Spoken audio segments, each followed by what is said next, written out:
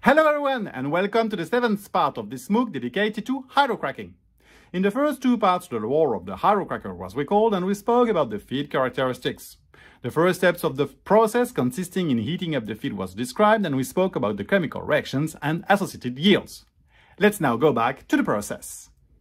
The chemical reactions happen in one or two reactors. We typically have a pretreatment reactor and a cracking reactor. Even if it happens, but it is extremely rare to combine everything in one single reactor.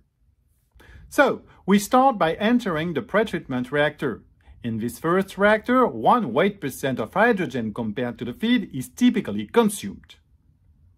Since we have 150 tons per hour of liquid feed, we will consume in this pretreatment section about 1 weight% of 150 tons per hour, namely 1,500 kilograms per hour of pure hydrogen. Note that hydrogen consumption is also associated to exothermicity. In other words, temperature increase. Indeed, all these reactions are exothermic and release about 15 kilocalories per mole of hydrogen consumed.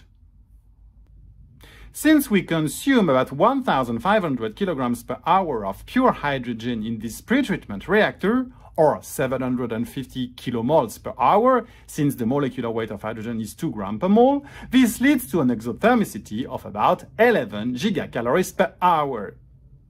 This means a temperature increase of about 70 degrees C. In other words, if we just observe the chemical reactions and let it go, the temperature at the outlet of the pretreatment reactor will rise to 410 plus 70 equals 480 degrees C. And this is not desired in order to avoid too much coke formation of the catalyst and therefore a deactivation of the catalyst.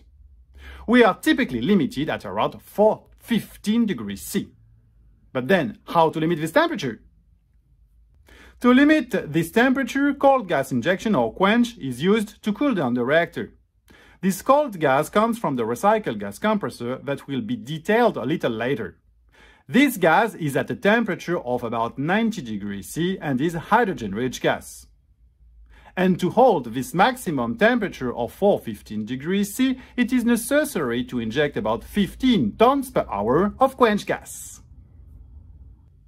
Once the pretreatment is carried out in the first reactor, we can move on to the cracking reactor. Remember that we aim for a nitrogen content of about 10 ppm at the pretreatment outlet so that everything goes well in the cracking reactor. In the cracking reactor, this is where the cracking reactions take place and where the molecules of gasoline, kerosene and diesel are produced. And we will consume about 1.5 weight% of hydrogen compared to the feed rate, or 1.5 weight% of 150 tons per hour is equal to 2.25 tons per hour. Once again, the cracking reactions will lead to an increase in temperature. In the cracking reactor, there is also an exothermicity estimated at about 17 gigacalories per hour, which can lead to an increase in the temperature of the mixture by 90 degrees C. Again, quench gas is injected to aim for a temperature at the outlet of the cracking reactor of about 420 degrees C. And we will inject about 23 tons per hour of quench gas to maintain this temperature. At the outlet of the cracking reactor, we have now a mixture of recycled gas composed mainly of hydrogen, quench, H2S, NH3 and VGO molecules that have cracked into gasoline, kerosene and diesel fuel.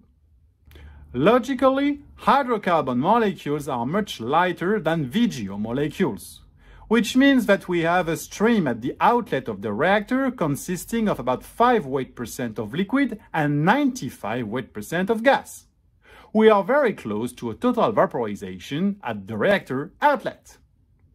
So now, we need to cool down the mixture and separate the products.